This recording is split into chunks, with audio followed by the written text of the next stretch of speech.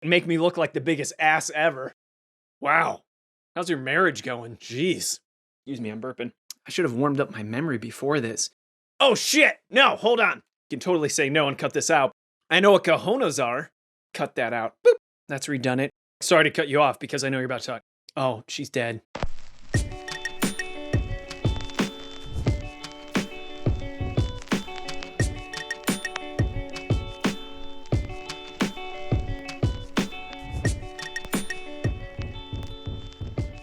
Hello, everyone, and welcome to the Malthouse Games podcast. Yay! This is episode 64. My name is Delton. I'll be your host today. With me, of course, is my lovely wife and yellow player, Haley. Howdy, howdy. And we have a very special guest and friend today on this episode, Mr. Alan Gerding. Woo! Yay! Hey, that's me. I'm Alan Gerding. Thanks for having me on. I love you guys. I miss you. We love and miss you too, and we're glad that you were okay with coming on the podcast.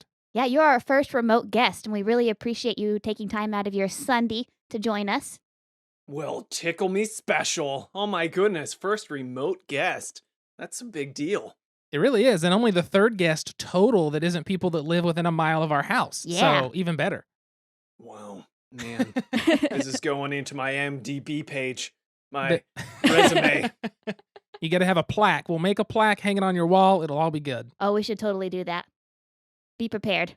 Be super prepared. For those of you listeners who do not know who Alan Gerding is, Where have you been? where have you been and why haven't you been listening to more of our podcast? Because Alan is one of the co-owners of the Tuesday Night Games, and co-hosted / hosts Tuesday Night Games podcast. I don't know if you want to consider that still being continued because I know you have plans. That's right. Yeah, it's on hiatus right now, but it should be back in chapters or seasons. So instead of just shotgunning out episode after episode after episode, because we were a weekly podcast, and whew, that was hard to keep up with, let me tell you. Oh my goodness. Instead, we decided to do sniper focus from here on out. After 200 episodes, we thought, hey, let's wait until we have something really special to share and do that.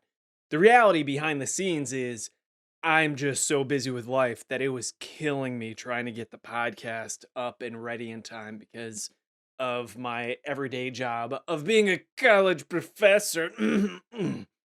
So that's a good segue into your background.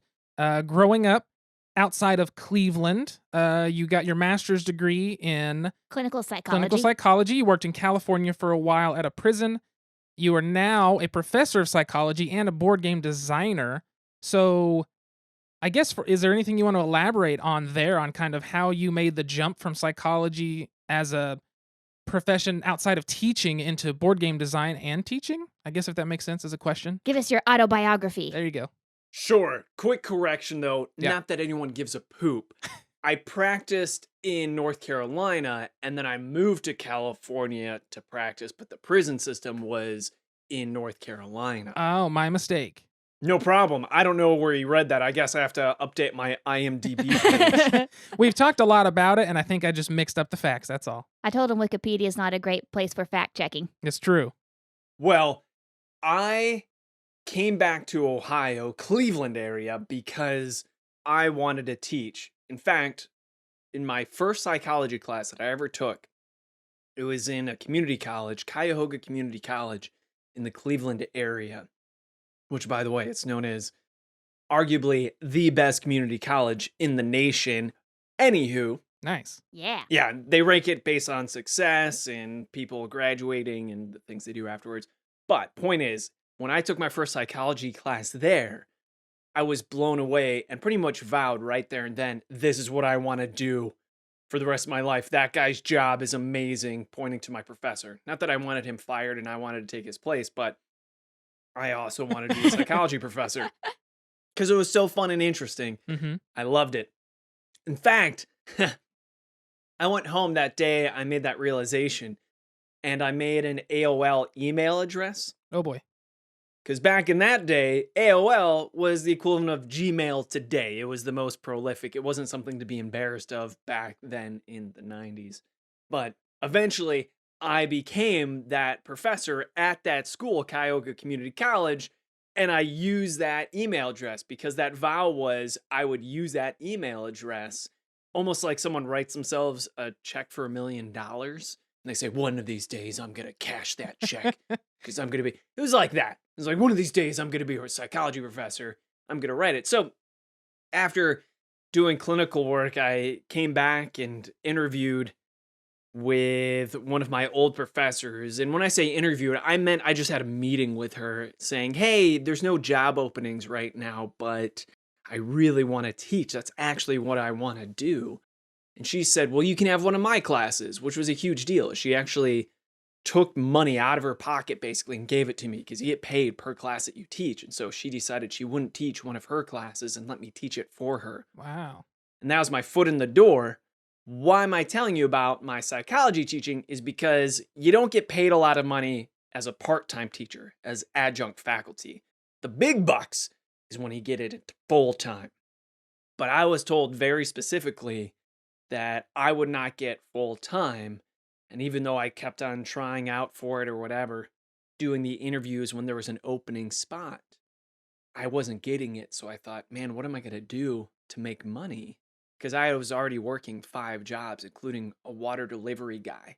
Oh, So it was wow. funny. Yeah, I was actually going house to house delivering water, like the whole distillata guy that you see going into places with all those water jugs. I loved it. It was a cool job. But anyway, that was one of them. I was doing tutoring for the school, but also private tutoring. I was also doing swim instructing. So I was doing 5 different jobs at once to try to make the bills get paid. And I said, man, instead of doing all this play testing for games, I think I should just make my own game. And Sean McCoy, my business partner, and I started Tuesday Night Games. We launched the Kickstarter for 2 Rooms and a Boom. And then I got a phone call from Cuyahoga Community College saying, hey, we want you to teach full time. Wow. It all happens at once. So now I have no life whatsoever. Throughout the week, I am doing nothing but teaching. And then the weekends, I'm trying to catch up on Tuesday Night Games work. Wow, what a great origin story. Like you spoke it into the universe. Like, this is what I'm going to be. I made an AOL email. I have committed to this. And then it happened. You manifest it. It's wonderful. I really wish everyone had that type of experience because I know so many people who struggle with what they're going to do with the rest of their lives and what direction they're really going in. And I think that's especially true during these strange times we're living in right now with unemployment, obviously peaking and people going on furlough. It's an amazing thing, and I'm not trying to brag or belittle anyone. I just want people to know that I totally respect how much of a gift that was to know exactly what I wanted to do with my life. And people have asked, well, if your game company's doing so well, when are you going to quit teaching? And the answer is never, because I love teaching. Without it, I don't feel good at all. I would do it for free, is what it really comes down to. It sounds like you're really grateful for where you are. Like hard work. You know that you put in the hard work, but you're also very grateful of the opportunities that have been given as well. You're such a clinician. Look at that. Isn't she? Empathetic, active listening skills. Yeah, I was taught those things too there, Haley, but I think you do them better than I do. You're good at this. Thanks. She's very good at this, which is why she takes part in all the podcast things. She definitely, people don't realize, but she is a crutch for me I talk about social situations, just everyday conversation. She keeps me there with her active listening ability. I also get him out of sales pitches too. That's very I true. tie up the conversation with a bow and like peace out. Just like end of session. Boop, we're out. Right? Man, I want to know exactly how you do that though, Haley, so all of us can learn. Could we role play? I don't want to put this on you. No, You can totally yeah. say no and cut this out, but I want to be a Totally. pushy salesman for Delton, and I Okay. want to hear how you would stop this. How would you shut this down? Okay. So Delton, you need to start like rubbing your hands together and looking away. All right, I'm going to start being awkward and being like, okay. Oh, so here's the gym membership is more affordable the more you go for. So we have a month to month, but I think we should go ahead and sign you up for a year-long membership. That way you save yourself money in the long run and you have the freedom to just come and go whenever you please instead of having to sign in and sign out and doing a punch card system. So do you want to do 1 year or a 3-year package? I mean, I'd like to talk to the wife about this and, gauge her Well, I understand. opinion. We should totally get her involved as well. We can get her a membership. In fact, that reminds me, we have a family plan. Now, there's only two of you. You can find one more person, and technically, it doesn't have to be a family member. It could be a close friend, but you'd all be under the same account, so it'd have to come from one payment source. But if we start that payment plan and we do an annual plan for that, it'll save you even more money. That sounds like a So really awesome thing you have going on there. If you don't mind, we really are interested in that 3-year plan. But anytime we make a financial decision, we want to talk about it. So if it's okay, I'm going to take your card. We're going to talk about it tonight. Whenever we make that decision, I'll make sure that you get the credit. here's the thing, that deal is done by midnight tonight. That's the awkward thing. So we're going to need that yes now, because I can't promise you these rates the next day. We're So so interested in this gym that the deal doesn't even matter, but we'll get back to you. so your technique is lying. Yes. No, not really. Because, I might actually be interested in that gym. But the thing is that I just want to make sure that they feel okay, that we feel okay. Because the thing is, we might want to come back and do it. It's just like whenever we had that guy who wanted to spray our house, and he's like, no, the deal's over at midnight. Well, I know the deal's not over at midnight, man. I've been in sales for 4 or 5 years myself. And so True. we took the card, and the next day we thought about it, and we called back, and we got our house sprayed. That's Oh, true. nice. So you did go back. For me, one thing I've done, and I've done with my wife, Crystal, my partner in crime, is that we decided we would never make a decision the same day it was proposed for those type of things. And it saved us so much time. One thing I didn't realize is once you become a homeowner, how many door-to-door salesmen actually still show up. And they pull that line of, well, today's the only day, you got to do it. And our canned response is, we have a family policy. We never buy something the same day it's presented. So that's a no-go. That's Because a really that's good one. sketchy as all hell. Yeah. It's so crazy. That's a great idea. I'm gonna take that into consideration now. Yeah, that's a really good plan. New family policy, Delton. There we go. Executive order as of now. That works out. Yeah, my out is usually, hey, do you have a website so we can research this, etc. Like, well, no, you got to make the decision now. Well, then it's no deal because we have to. It's family policy. That's really cool. I think that's worth instituting. Yeah. For sure. So back to back out of this toward the psychology and work element. One of the good things about, I feel like, your two jobs as owner of Tuesday Night Games and also being a professor. I know you were talking about being fortunate and lucky that it worked out the way you wanted. I think another great thing is those are both passions of yours. You know what I mean? I feel like Yes. a lot of us, I work a job and I'm fortunate right now. My job is considered essential. So I have to go to work, but I'm still being paid. I still have, a job right now, and I'm still getting to do the podcast and things on the side. But my job is not a passion of mine. I do it because it makes me money. I'm good at what I do and I know it. But I don't know how many people have that, just the ability to have a job they're passionate about and hobbies they're passionate about that can also be a form of income. And it's just, it's a really neat place to be in.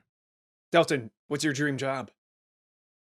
It's bounced around so much. I used to want to be a studio drummer because, not to brag, but I'm a pretty decent drummer. He's a really good And drummer. I've always wanted to do that. And then I really wanted to open a brewery for a long time, and then a board game cafe, and then something in the board game industry. And it's morphed itself to, I want it to involve a hobby. I just don't know in what capacity that hobby is involved and what exactly the position would be. I thought of starting a board game cafe as well when I was looking at jobs. I'm so glad I went with the publishing company instead of the board game cafe. I did interviews where I went to some board game cafes and game stores and asked them, hey, do you like the decision? Any regrets? Is this a good deal? Should you recommend this to other people to become a board game cafe owner? And of the 3 people I asked, all of them said, no, don't do it. Don't do it. Don't do it. I asked why, and most of their answers were because you live here. Because in order for it to be profitable, you Mhm. have to be the one manning everything because you can't really afford to have employees. Now, I don't think that's still the case, because keep in mind, this was over a decade ago. Oh, okay. So, Before the big boom. Before the big boom, exactly, Mhm. exactly, and that's what's crazy to me is realizing that's how old Tuesday Night Games is, that we were Wow. one of the people on the forefront of Kickstarter, which is crazy to me. But Delton, I have to ask you about the drums. Do you have your drum set nearby? It is in the closet by us. It's I can sadly not Meaning it's set not up. set up. It's I can not go set get a up. cajon for him if needed. I do have a cajon and a djembe, which is very untuned right now in the living room. I just would love, and I think your listeners would love too, just hearing, even if it's off in the background, some drums clanging. I'm gonna go get the cajon. I'll be back. Oh my goodness, is this happening? Well, Haley's Oh, gonna run, I guess, and grab the cajon. If you don't know what a cajon is, a cajon is essentially a box that you sit on, and it's most of them were made of wood. Now they have a hard plastic sides and back. The front is a wood panel that's either screwed on or held on in some way, and there's a hole in the back for the sound to escape. And inside, it's hollow with some sort of either wire or little beads or something held up against the front face of the box. That way, when you hit it, it rattles those. So it's a very interesting. You'll have to look one up on the internet. It's Kajon. Sorry, Kacajon. I don't even know how to spell. I have delivered the cajon and a what is this? A mini djembe? I'm not gonna play that because that thing just sounds like you're beating on a piece of metal. Yeah, basically. Yeah. It's like a Okay. little mini djembe that my 3-year-old niece loves and plays more than Delton. this is basically your job interview because maybe on this podcast, someone out there who's looking for a drummer will hear it and they'll hire you to do your dream job of being a drummer. No pressure, sir. Yeah. But this is basically the equivalent of your album being sent out Oh my to all gosh. the potential producers. So it's The it's Beach no Boys might be listening right now. right. It's no pressure, but you need to practice now, immediately. Do something super short. Like he has to actually sit on the cajon and everything. Here's what I'm hoping for. The worst thing would just be mediocre. The best would be absolute garbage or gold. So, if you're going to do it wrong, do it strong. If you're going to do it well, rock it. I'm just gonna do a very short, simple thing. Let's hear it.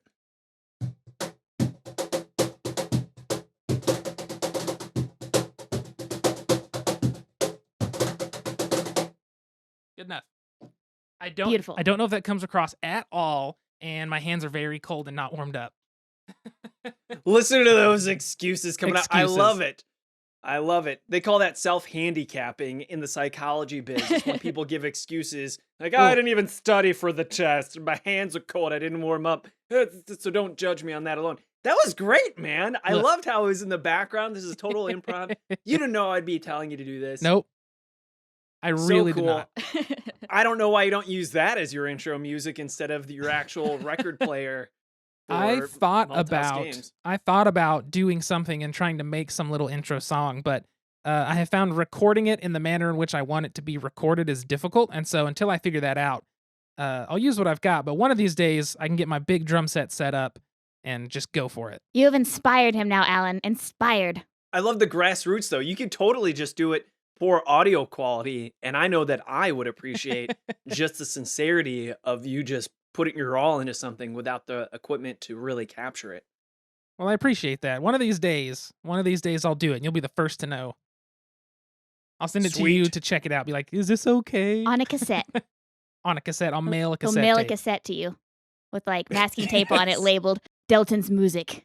Delton's Could mixtape. you mail me a cassette player too? I can probably find one at the thrift shop. Oh yeah. There's a Salvation Army right here. We got you. We got you. I'll disinfect it first, since the whole coronavirus. Now, you two are young enough that cassettes weren't really a thing anymore while you were growing up. Am I wrong in thinking that? I had a cassette player until I was probably about 7 or 8, and then I got a Britney Spears CD whenever I was about 8 or 9 years old. That's the transition that I remember. I would say mine's about the same. Our vehicles had cassette players up until I was probably driving my own at 15 or 16. Yeah, I had a 2004 Dodge Durango as my first car. It had a cassette player and a CD player and Ooh. a little was it AUX jack that I can plug my phone into to play my music. Oh, I used to have to buy the little cassette tape that had the cable. You put it in, and it worked as an auxiliary cable to plug your Ooh. iPod in back when iPods were a thing. Little iPod shuffle. Yep. Here's what a lot of people don't realize, that CDs murdered once they came out with compact discs. Yeah. With cassette tapes and all cassette players, they almost all had a built-in mic and record button. So Oh. you could record over your cassettes. Oh. So I remember as a kid just constantly making little fake, what are now considered podcasts before they even really had podcasts. I remember as a little kid, I was like, welcome to WRUOK, the radio station from Cleveland, Ohio. We don't have enough money to play music, so we can only play commercials. And all it was my little stupid kid self doing sketch comedy for Oh. all these stupid commercials. And I would give a finger to have one of those cassettes, but I have no idea where any of them are anymore. But that's what I used to do for birthday gifts and just random presents, to the point where it probably annoyed people. Like, hey, the latest episode of Are You OK's out. That's And now awesome. kids growing up with CD players, and now it's coming back. Obviously, look at us now, because Yeah. people are becoming more savvy with digital and recording, etc. But yeah, you didn't really have that option so easily accessible. You should totally remake some of those. If you can't find them, at least re-release. I don't think so. I'm sure the humor is just super awful. Awful. I'm gonna say this is what you need to do is you need to find an old cassette deck that can record like that and record some of those to be used in some of the derelict stations in a Mothership session. Yes! So good. I think that would be Yes. so great. That's also going to lead us into talking about some of the games that you guys produce at Tuesday Night Games and some of the ones you've designed yourself. So, Okay. obviously, you started, as you said, at the very early stages of Kickstarter, coming in with arguably one of the biggest, if not the biggest, party game in the board game industry, Two Rooms and a Boom. Correct. So, one of the things we wanted to discuss with you was kind of your creative process. And Two Rooms and a Boom is a game, if people haven't played it, they at least have heard of it for the most part. I'll let you describe what it is, but then if you could talk about kind of the process of how you came up with the idea and how you and Sean, put the idea to paper, whether it was a theme versus mechanics first, that sort of information. All right. Well, I'll give you the quick pitch for Two Rooms and a Boom that I've given a couple of times. Welcome to Two Rooms and a Boom. It's a party game that's always a blast. Imagine 2 rooms full of people. You got 30 people all together. So 15 people in one room, 15 people in the other. You take a deck of cards, shuffle them up. These cards have red team members and blue team members. So we deal them out. In one room, you're going to have some red and blue team members. In another room, you're going to have some red and blue team members. Timed rounds. That way, it doesn't last forever. A 3-minute round, 2-minute round, 1-minute round. At the end of every round, there's a hostage exchange.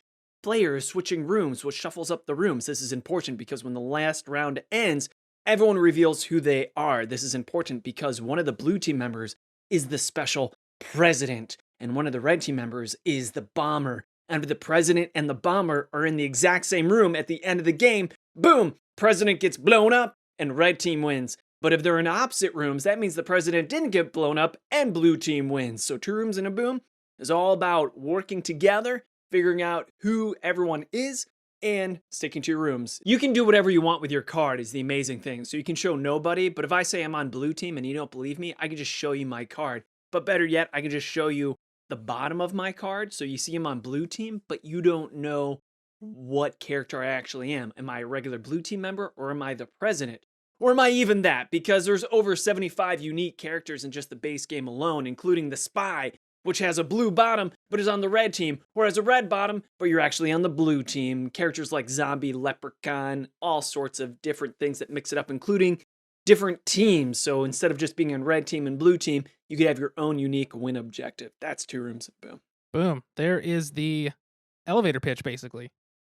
Yes. Yeah. So, in terms of Two Room and a Boom, how did you come up with that idea? Sean and I became really quick friends. We met at the Gamma Trade Show in Las Vegas. So I met Sean in Las Vegas, and we decided we liked each other and spent all night hanging out, to the point where we quickly became very, very close, calling each other on the phone all the time, just talking, and eventually gabbing about how it'd be cool if we started our own board game company. That would be fun. In the meantime, I'm engaged, and I'm about to get married to my partner. So I have this engagement party, which I called CrystalCon, named after Crystal. Awesome. Aw. So it was a whole weekend thing. So Sean flew in and spent all weekend living at my house as we just partied with this board game convention. And Sean said, "Hey, I know you design card games, board games." And that's how he kind of met me, is I was a playtester for Mage Wars by Arcane Wonders. Mm-hmm. And he worked for Arcane Wonders at that time. But also I had all these other game ideas that I had shown them and they were interested in publishing, including Woo Wee, which we now call Handsy. Have either of you gotten to play Handsy? I haven't. I got to play it. It was BGG. Totally not your thing. Totally not my thing. What is it? For the type of game it is, I think it's absolutely fantastic. It's just not my style of game. So Handsy, you want to explain it? You give the pitch if you remember it, Delton. I'd like to hear what you remember. Okay, so what I remember, this I'm probably gonna butcher it. From what I remember is I think everybody has cards. You basically play a card out. It tells you something to do. So like the gorilla was you pound on your chest, or the cop was you shoot a gun, and it was something about two people have to copy each other. I don't remember enough, but you're doing these crazy actions, and then at some point something happens where it's a race to be the first one to do every action that has already been played on the table. And if you're the first one to finish, you basically like slap the middle card, and then you win that round or whatever and take those cards. That's what I remember. I know I'm missing a lot. Not bad. Not bad, sir. The truth is we switch it so that it's sign language. So you actually learn sign language as you do it. You have a deck of cards. Oh. And everyone simultaneously flips over their top card and does what their card tells them to do. If your card doesn't match anyone else's, no problem. You just move on. Everyone's card then goes into the middle of the table and creates this spiral. But if your card matches someone else's and you look across the table and you see that you're doing the same thing someone else does, then you have to race to the center of what we call the spiral. Get to the center. That game I had made, originally called it Woo Wee, renamed it Handsy, the handsiest game. Hands down the handsiest game around. That's the pitch. The tagline. Hands down the handsiest game around. Anyway, I showed them that. He said, "Hey, going back to the story, you make games. I have an idea for a game. I'd love to make it with you." And I said, "Time out." Because plenty of times as a game designer, people come up and say, "Hey, I've got an idea for a game." And I think game designers pretty much know you're supposed to stop someone before they start sharing their idea and say, whoa, wait 1 second. Is this a gift you are giving me? As in, here's an idea for a game that you can run with and do on your own. Or is this something that you're making on your own that you're just asking for a little advice on? Or is this something you totally want to collaborate on, where it's a team effort, where in the end, your goal is that we publish this game together? And he said, "Oh, that's an interesting question. Well, I guess I'd want to work on it together." He said, "I have this idea of a hidden role game." Because Sean had never played Werewolf before he had met me. Oh, wow. Yeah, right? He didn't even know about it, which is crazy to me. And he loved Werewolf so much. He said, "We need to make a better version of Werewolf." Showed him Resistance. Resistance was too confrontational. It was too tense. People would just fight. The game would go on forever. And basically, if you're a jerk in Resistance, you win. You win. It's a tried and true strategy. If you just become emotionally manipulative, you can really win at Resistance. So he said, "I want to make a hidden role game that is like Werewolf, but quick like Resistance, but not as tense, etc.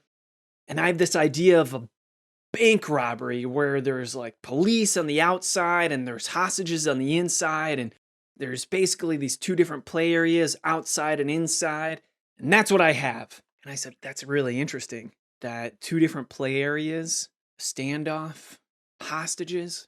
Give me 20 minutes and I'll come back with something." He's like, "Okay, all right." Because I was cleaning up. This is after Crystal Con ended. And then 20 minutes later, I said, "Here's the idea. You got 2 rooms, you got 2 teams, a president, a bomber." He's like, "That sounds amazing." So we went on and we actually made the cards that night. Within 2 hours, Sean used his Photoshop skills. So within this, no joke, 5-hour span of talking about it, we had our first prototype printed out and cut up. Wow. And the next day, there was Protospiel was going on in Michigan. So Sean and I got in my car and we drove to Michigan to Protospiel together with this. And we played it, and this crazy thing happened that had never happened to me yet. And we had publishers vying for it, meaning one publisher said, I want to publish that. But another publisher said, no, forget that. I want to publish it. And that is very rare. You typically don't hear of publishers getting into kind of a bidding war over publishing a game. And we made the stupid mistake of saying, you know what? We're not going to let any of you publish it because we're publishing it. Welcome to Tuesday Night Games. Doop-a-doop-a-doop-doop. And that's the story of how Tuesday Night Games and Two Rooms and Boom came about. Nice. That's awesome. I have not heard that story before. I hadn't either. That's wonderful. So you asked, how do we approach game design? Sean and I approach games traditionally in the two opposite approaches in this continuum of theme versus mechanics. Now, there's more than just theme versus mechanics, but overly simplifying it, a lot of designers think that there is this continuum on where you start. I start on mechanics. Basically, I say what mechanic would work really well, inspiring a feeling. And that arguably is the third factor. So instead of this straight line, there's actually more of a triangle of what emotional experience are you trying to get. That's really what I come from, but I come from a mechanical standpoint. What do I want people to feel? And with Two Rooms and a Boom, it was definitely, I want people to not feel resentment. I want people to feel closer than they did before the game started. So after the game, I have more friendships. Where Resistance had that opposite feeling, where at the end of the game, you're a little bit bitter at some people. Not everyone, but most people's experience. Yeah. But Sean is theme to the T. Mothership is all about theme and immersion, etc. It's beautiful. So Sean would always come up to me with, hey, this is what I have an idea, and it was always a theme. So he came with it like a robbery and the bank heist and hostages. Like, that's a really cool theme, but what's the game? I have no idea. But this is kind of like a hostage exchange at some point, and maybe the cops have to figure out who's actually the robber and who's not. It's amazing. He's very, very talented at theme, and I don't want to self-promote, but I think what I really go for is the feeling. And I think I've told you to this before, the dirty secret that's not too secret about Alan Gerding, me, is that I don't actually like tabletop games. I don't like board games. Obviously I do, but what I mean is what I like is the experience they provide. It is just a means to an end, and that end is a memory with friends. So I'm all about playing games that leave you with this memory that you can share potentially for the rest of your life, which is why I don't like games like Agricola, because Agricola is the most self-satisfying, masturbatory thing you can do with someone else. It almost feels dirty. Like, I guess you're here playing this game with me? I don't know. But look at me, taking what you wanted and using it in the way I want to. Well, thanks everyone for listening to this episode of... I mean, that's understandable though. I mean, you want... and I know this from playing games with you, is anytime we're like, what games do you want to play? You're like, what takes 5 minutes and we're going to be laughing during? That's sort of, your take on it, which is understandable because you want to come out of a game having enjoyed it, having connected with the people around the table. You don't want to have resentment and be thinking, well, this lying bastard, I don't want to see him in this house again, Right. And I feel like you definitely get that with Two Rooms and a Boom. I've only played it a couple of times, and the couple of times I played it have been with Alan.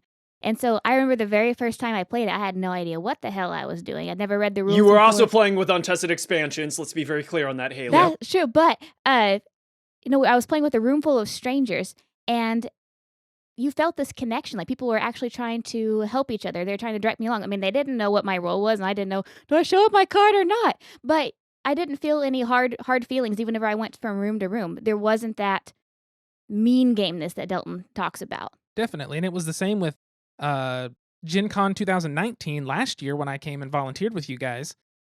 We went one day and played.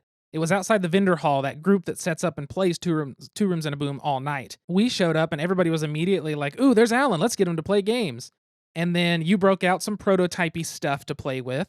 And we played several games in a row. And just everybody was having a great time, having fun and laughing. And, between every game, it was like in one game, you're trying to deceive people. The next game, you're trying to work as a team member. And it's so interesting that everybody there was just so excited to play and happy to play.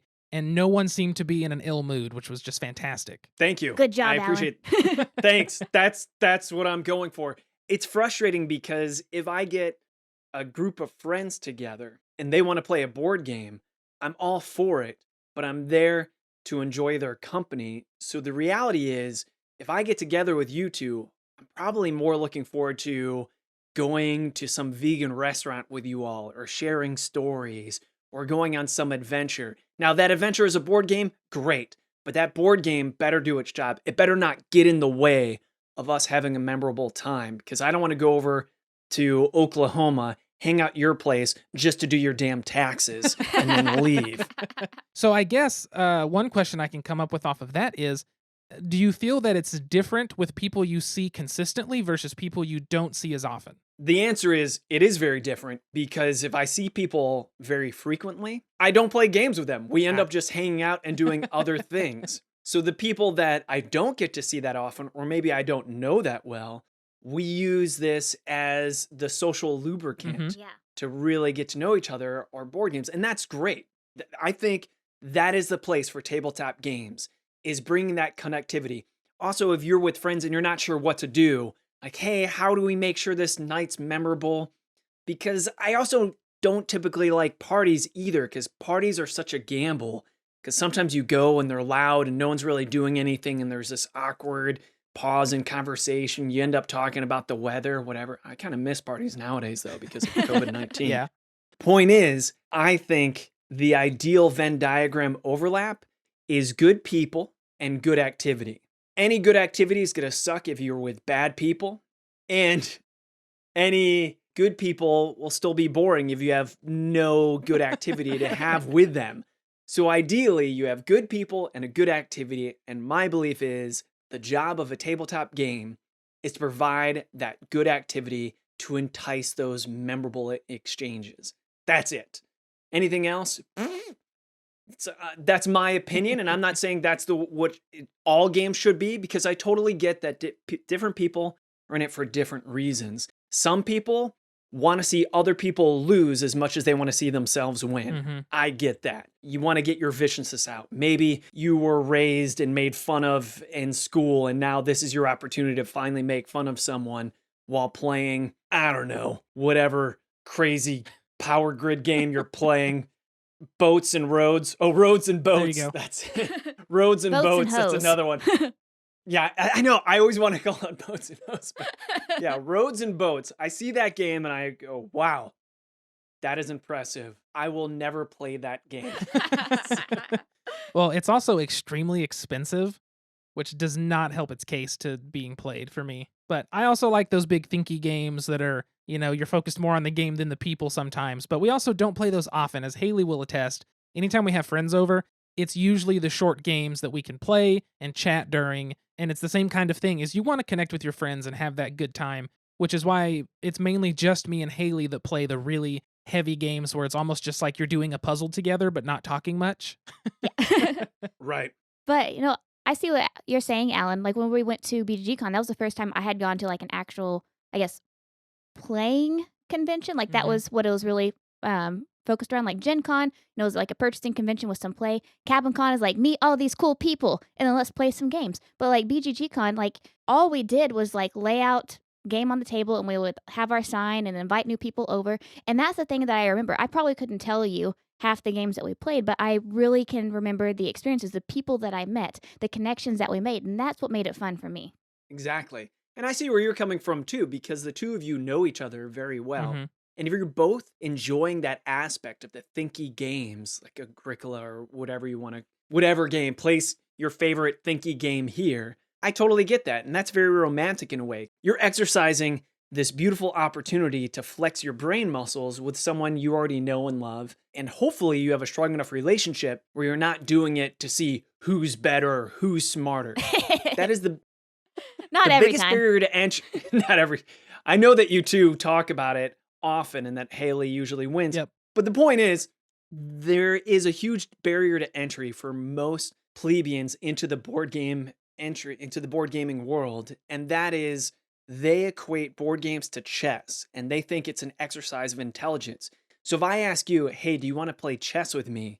It's the equivalent of me asking you, hey, do you want to see if I'm smarter than you or not?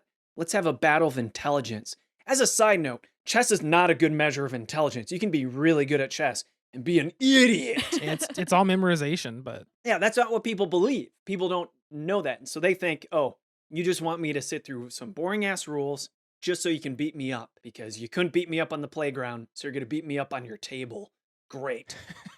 And that shouldn't be the case. Shouldn't be the case. But if you're in a loving, respectful relationship and you're both getting into it with that mindset that you're just here having fun, flexing, and you're okay with losing and getting your butt kicked. In fact, maybe that'll even make you happy because you would see your partner in play also getting happy. That's wonderful. And I'm not trying to say that the only games that should ever exist are games that facilitate fun interactions. There's so much room for the thinky time games. That's my definition. I mean, I think it's obvious that those thinky games are going to be around because, I mean, given the type of people who rate games on Board Game Geek are exactly the type of people you would think would rate games on Board Game Geek, and the heavy games tend to top the charts. So, I mean, it's not like they're going away. However, there's a reason that none of those extremely heavy games are at Target, along with simpler games like Azul and Evolution and some of those games that people can get into more easily with their families. And so there is a space for those big games for sure, but it's just a whole different mindset you have to enter those in.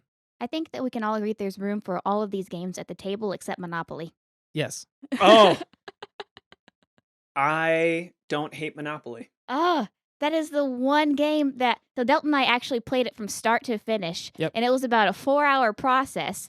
And there's only been like 2 times in our marriage that I think we've been legit mad at each other. I think that was one of them. That was definitely one of them.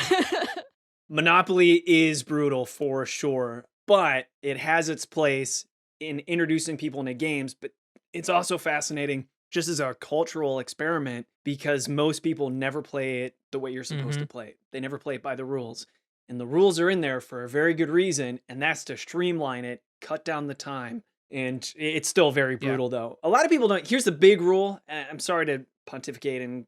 No, you're fine. No, you're good. Because I'm sure everyone already knows it. The main rule that people get wrong isn't even you get money if you land on free parking or whatever. The main rule is when someone goes bankrupt, you're supposed to auction off all of their goods, where most people play it where, oh, I caused you to get bankrupt, so I get all of your things. That's not what is supposed to happen, because otherwise that's just king making. But anyway, yeah, you're also not supposed to barter anything but money and assets like hotels and that kind of stuff. You're only supposed to barter money. A lot of people say, well, I won't charge you the next time you're on here, or hey, I'm going to sell you this for free or for $1 or whatever. You're right. Monopoly is highly flawed. I don't hate it. I think it has its cultural value, but it's also cultural poison. You're right. You're right, and I disagree at the same time. It's all of those things. Yes. Hey, that's the fun of tabletop games. Is one person can love something the other person hates, and it's fine. I just say, like, I have only lost Agricola once. We played it multiple times, and every single time I've made it a vegan farm. I just want to let you know. That's true. I've never my farm has never produced like meat or milk or anything like that. It's always been a vegan farm. That's why I love you, as do the animals, Haley. Even the little wooden animals in Agricola. Even the wooden animals. Yeah, so Well, good. I realized we talked about social situations and board games being a social lubricant, completely foregoing the idea of another social lubricant we like to partake in, which is the beer. We had a whole... This was supposed to be way earlier, but we're going to make it work. So, Alan, what are you drinking today? I know you do not drink alcohol. At least I have never seen it or witnessed it or heard of it. I don't. No, I don't. I am drinking Huel. I've switched from Soylent, and I moved to Huel. Huel Black, yeah. Huel Black has fewer carbs, more protein, less sugars than Soylent does, and then even regular Huel does. It's pretty tasty, too. It is definitely not as tasty as the regular Soylent powder that I'm used to. That's very sugary, which is actually one of my criticisms of Soylent. It's really hard to stop because I'll make 2,000 calories worth of Soylent, shake it up, shake, shake, shake. And to me, it tastes like melted vanilla ice cream a little bit, like a vanilla milkshake. Although I gave it to Crystal, I said, doesn't this taste like melted ice cream? And she said, how long has it been since you've had ice cream? Oh my gosh. So a lot of people disagree. Some people say that Soylent tastes like the leftover milk from Cheerios. Some people say slightly sweetened pancake batter. I think I was the one that said that the plain flavor was the, like cornflakes milk. Yeah. Yeah. Yeah, the leftover milk, Yep. absolutely. But I switched to Huel, and let me tell you, there's different flavors of Huel. There's the plain Huel, which is dog biscuits. And I mean that almost in the Oh. literal sense, in that it tastes like, it Ugh. doesn't matter what you mix it with. I've mixed it with peanut butter, vanilla. It's like, it tastes like I just put peanut butter on a dog biscuit. It's Hmm. very unedible. It's very difficult for anyone to consume. And that's the regular Huel. But then you get the flavored Huel, and that's what I'm drinking now, Huel Black, which is like the next level of even healthier for meal replacements. And it has a lot of flaxseed in it. It's very gritty, but it does taste sweet. It's sweetened with coconut, but it doesn't taste coconutty. Mm. So it surprises people when I say it's sweetened with coconut. But it's good. The hardest thing to get through is probably the consistency, having grit to it, but it's not something that's really swamp-like or sand-like. Just imagine you're drinking a smoothie and it has that consistency, because smoothie has little ice chunks, but instead of ice chunks, it's flaxseed chunks. That's interesting. That What are sounds you pretty all good. drinking? So It's not bad. I think you'll enjoy it. I'll bring some next for time we sure, sit yeah, down. Sounds I've awesome. actually been ordering the cocoa soylent, and I like to take it to work for lunch if we don't make enough leftovers from the dinner before. It's just something that's super easy for me, and I like the chocolate one because I tend to get a sweet tooth in the afternoon, and I take my lunches between 1 and 2. So it's been like great for me to have something that I can put in my body that's calories and it tastes good and sweet and kind of cures that sweet tooth for a bit and keeps me going through dinner. And it's been helpful in like your health journey too. That's true. That's true because I drink it and try not to eat a whole bag of pretzels at the same time. In your opinion, how close is the cacao soylent to Quick, Nestle Quick, chocolate It's been Quick? so long since I've had Nestle Quick, I really couldn't say. Based off my memory, I'm gonna say it's got not as sweet. I'd say like if you go from Slim Fast to Nesquik as like a scale, like Slim Fast being a 1 to Nesquik being a 10, I would say Soylent's like a 7 to 8. Okay, If that Got makes it. sense. there you go. Yeah. Pro tip if you're curious. So if you take cacao soylent and you mix in peanut butter powder, not just peanut Okay. butter, but the concentrated peanut butter powder that's been distilled down to Mhm. powder form, I don't know why, but it makes a huge difference. Because if you just put in regular old peanut butter in soylent, it doesn't mix as well, probably because of the oil base. But if you get the powder stuff, and especially if you mix it with the cacao soylent, Mm. man, it tastes like Reese's peanut butter cup Ooh. Sounds smoothie. good. And I've given it to people that even hate Soylent, and they say, "Holy crap, this tastes like something you get from Dairy Queen or We'll have something to like try that." that. Now, of Oh. course, the nutritional value goes Yeah. down because you're upping the sugar, but you're also increasing the protein. But yeah, it's You're it's a increasing the treat. It's a joy. treat. That's what matters Yes. the most. Yeah, it is. It becomes a candy sweet, I think, at that point. But it's delicious. What are you We'll have all to drinking? try that. So we've talked about this in our recent episodes that Roughtail Brewing Company here in Oklahoma has moved only 3 miles down the road from our house. So they have a to-go window that you walk up to, buy some beers, and you can walk off site. And it's been a lifesaver during this quarantine. Like I said last episode, I've literally left my house 3 times since we've been in quarantine. And each of those 3 times have been to go to the Friday releases of their new brews. Yes, it's amazing. So we've been buying Crowlers, which are 1 quart, which is like 30 or 32 ounces of beer. This one is Safe European Home. I don't remember what style of beer this is, but I've already cracked it and poured it. It's a nice amber color, produces a good head. It smells good. Haley, take a taste while I fill the space of your drinking, a little at least. Ooh, it's really sweet. It kind of has the aftertaste of graham crackers. Like that Whoa. cinnamony graham cracker flavor. There is an aftertaste there. I don't get graham cracker, but something. It's like a Great Value graham cracker. Not like the Honey Made ones, but like the Great Value brand, where it's still really weedy. It is very sweet, a nice carbonation. It's not too crisp, but it's not heavy either. It's got a nice middle ground on mouthfeel. There is something like almost cinnamon spicy on the back. I wonder if they use a little bit of the, I can't think of it. There's a malt they use in Belgian beers, biscuit malt. It's like that, that Biscoff Yeah. biscuity kind That's of. why it tastes like a graham cracker in the back. It Yeah. tastes like the Biscoff. That's pretty dang good though.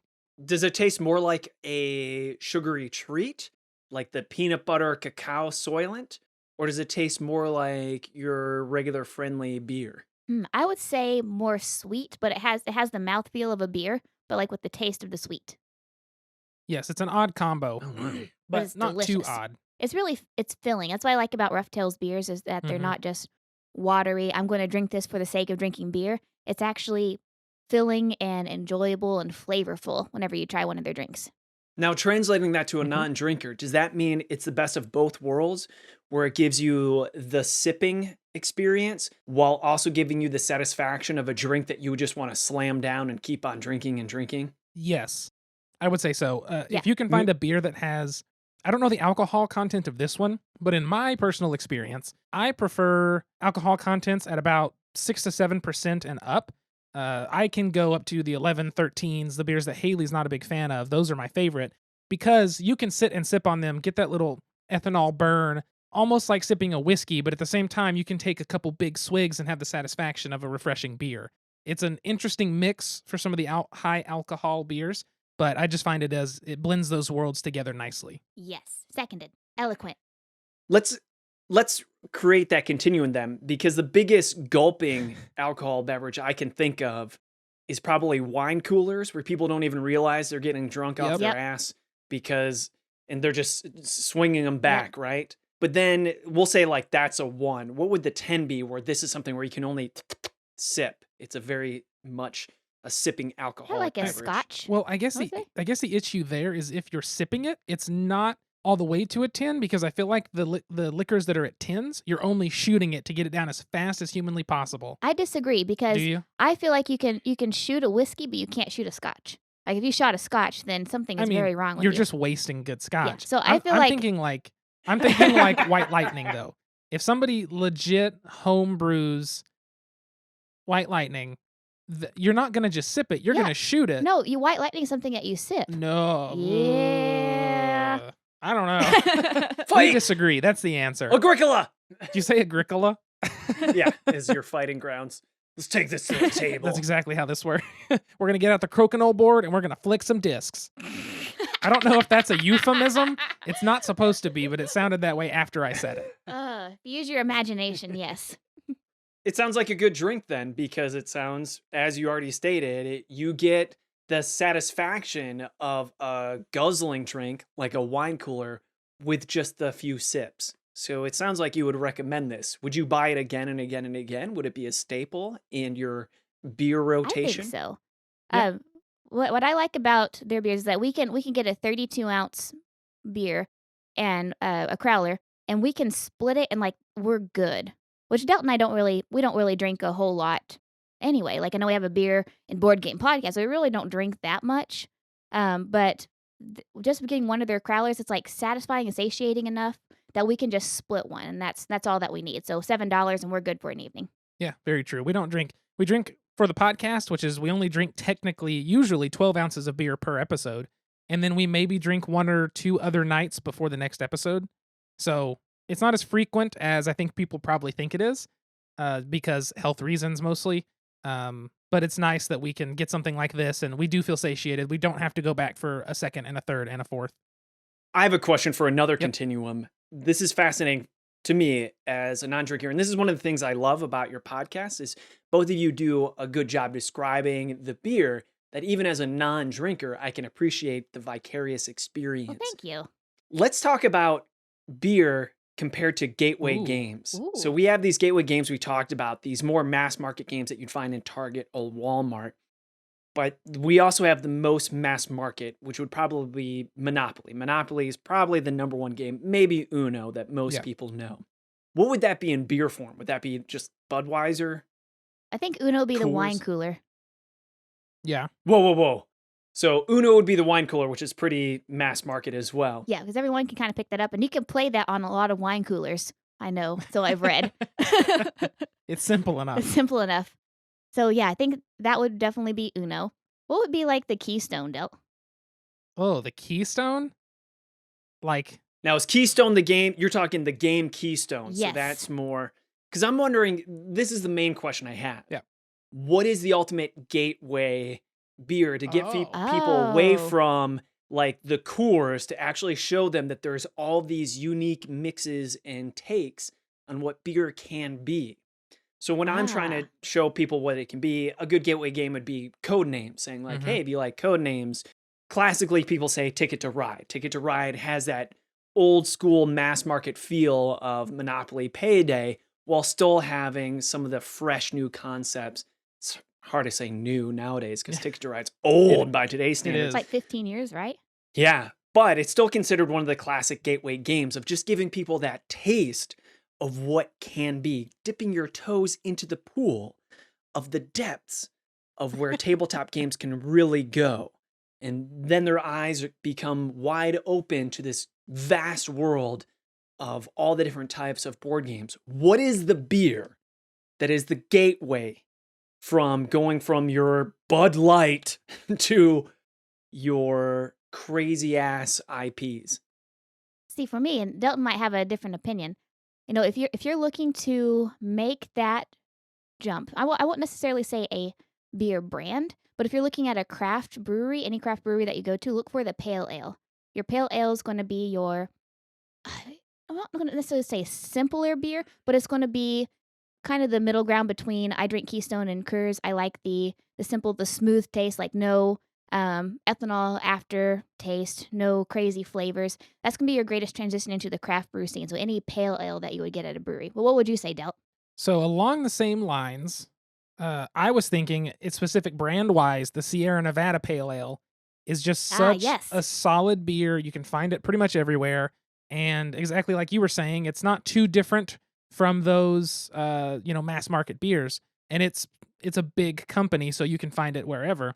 And it's more alcohol content than like your average Budweiser or Keystone. So more bang for your buck. That's true. My second answer I was also thinking is New Belgium's Fat Tire. Yes. It's an amber ale, and it's extremely popular. You can buy it on a flight with Southwest. It's like $5 a can. It was the first time I ever got to try it. Was on a flight with Southwest. I was like, "Wait, this is here?" Because we used to not get it in Oklahoma, and that's a very, very good beer. It's pretty gentle. It's a little bit richer, being an amber. Some people like amber beers already, and it introduces you to a bit of a darker beer without going as crazy as like Guinness, which for some people Guinness is way too dark, way too thick, which is understandable because it's like drinking, I don't know, heavy cream in beer form. Yeah, that's true. Yeah.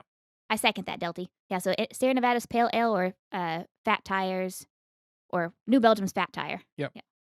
What I would love to see from the two of you, homework assignment. Okay. You don't have to engage. If you choose to accept this mission, I would love to see that 10-point scale where it goes from very basic mass market all the way to extreme, almost like the show Hot Ones, Okay. where they up the spiciness of each wing. So you Mhm. start with the most overused, banal beer, and then by the 10th beer, it's the craziest tasting. Is this even a bigger beer? And I would love to see that scale and almost make it a challenge where then people could buy those 10 beers and taste how they're getting drunker and drunker. would, That would we, sounds- would By we the time they split get to the beer? 10th beer, they don't care anymore. Oh, that'd be so I great. think that would be fun. That'd be a great video. I think For it sure. would. We could set up some kind. We'd have to figure out how we're going to set up, like what we'll do during that. But we could definitely do like just split the beers. 6 ounces of each beer, because the higher quality of up the scale that goes, most likely the higher alcohol content, which means by the end of it, It's there's gonna be a good time. There's going to be a little sloppiness going on. You could simplify it into the Likert scale classic 5 instead of 10. But what an amazing time to be doing this video or whatever, Right? because what else are people going to be doing right now? I It's a think that's great a great idea. idea because we already have been pairing the random liquor in our cabinet with board games. Have you seen that, Alan? Our random series we've been doing lately, or I've been doing. Yes. Keep up the great work, y'all. I'm a huge fan. And I'm so sorry that my Patreon credit card was canceled and then I got a new one. And then I was like, oh, I'm finally going to do it. And then this is absolutely a true story. It was just stolen virtually. So Oh, all of a sudden no. my bank called me and said, hey, did you make charges in California, in Georgia, and South Dakota for thousands of dollars? No, I did not do that. Like, yeah, your credit card has been compromised. Do you have it on you? I'm like, yeah, it's in my hands right now. Like, yeah, you can't use it anymore. Anyway, I'm actually been in this credit card limbo, not being able to buy anything. Ooh. But when I do get that credit card, back on your Patreon. Can't wait. So keep up the good work, Well, y'all. We appreciate we it. very much appreciate it, and And it's we no worries. And we accept your challenge. We're going to make that video. That's very true. We will make that video. Hey, make sure you give me all the credit. Not all the credit. We will. So, we wanted to ask you a question that we thought was relevant since you are part of the board game community, tabletop game community, however you want to phrase it. We wanted to ask you, what change is it that you want to see within the tabletop industry that you haven't seen yet, or is at least not fully realized? That's a tough question. It's a big one. It is a big one because there's so many different ways to answer it. There is the very specific mechanics detail of what do I want to see in the games themselves. There's the huge big picture of the societal, like what is evil in the world that I want to see change. And so I could take that question and apply it just to society in general. Or do you mean just me personally, as far as like what I want to see difference in myself in the industry? So I could ask you to narrow that question a little bit if you'd like. Do you mean specifically with board games? Do you mean in the world, the community, with the players in the community?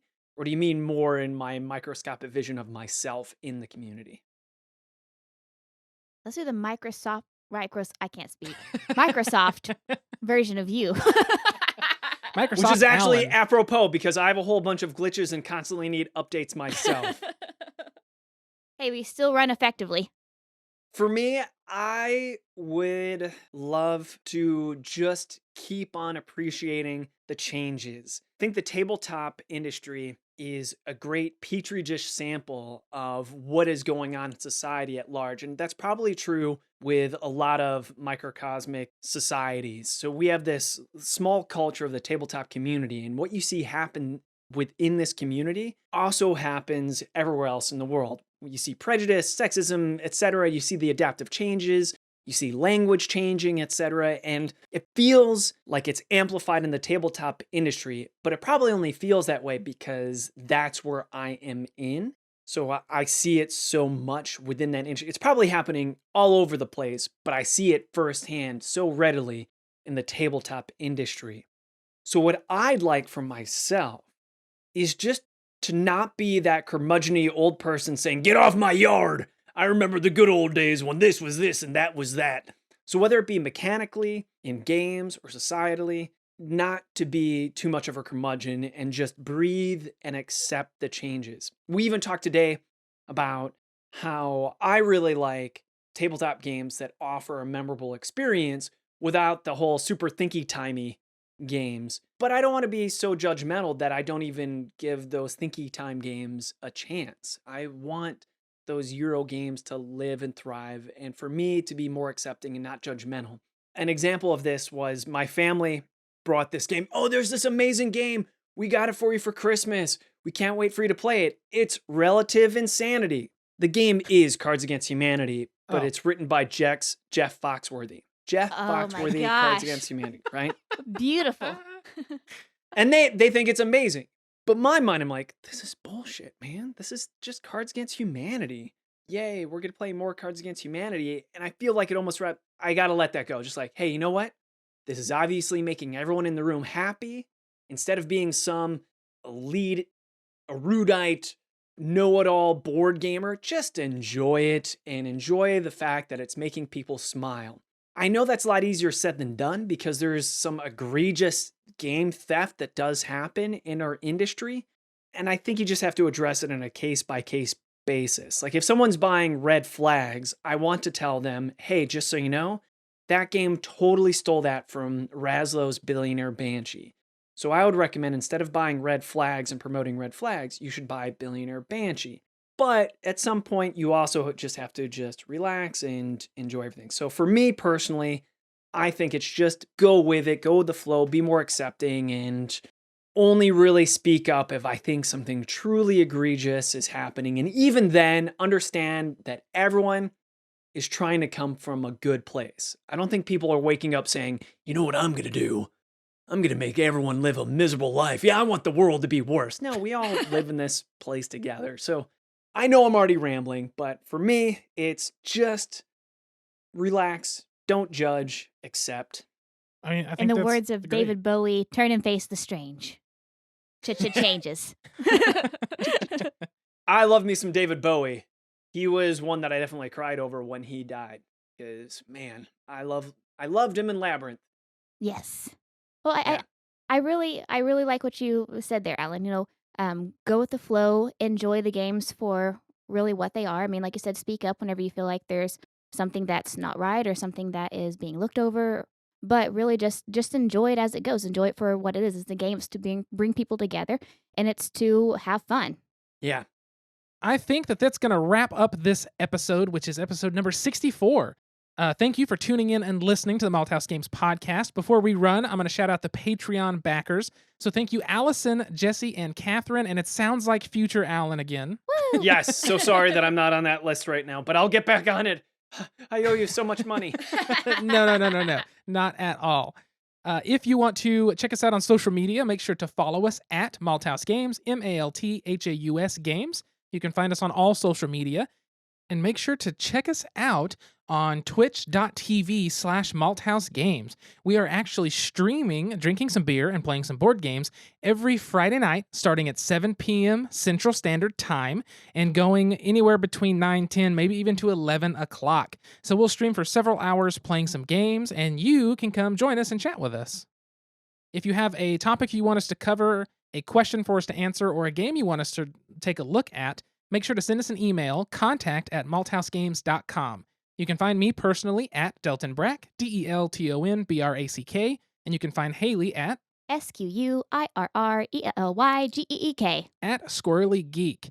Make sure to definitely follow at PlayTKG on Twitter. Find Tuesday Night Games all around. And Alan, is there anything you would like to shout out, and any other emails, handles, things like that? No, you just did a great job. Ugh. That was really good.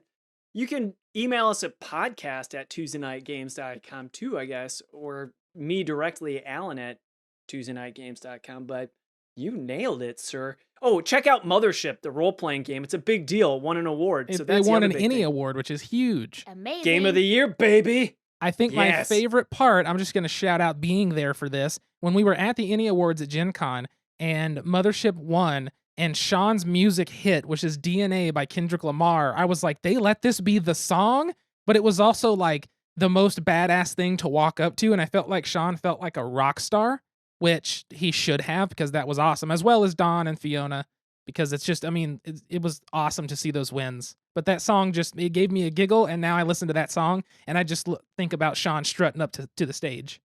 Living the dream. Yeah. Sci-fi horror role-playing game. Yeah. Check it out.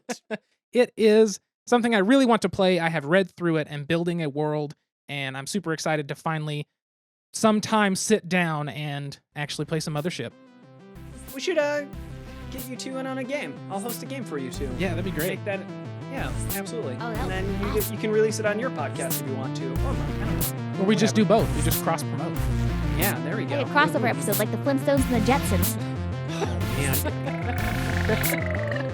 That's another sound effect you need for it. That's so great. Well, I think that's going to wrap up this episode. So until next time, sit back, relax, grab a drink, and play some games. We'll see you folks later. Bye. Bye. Toodles.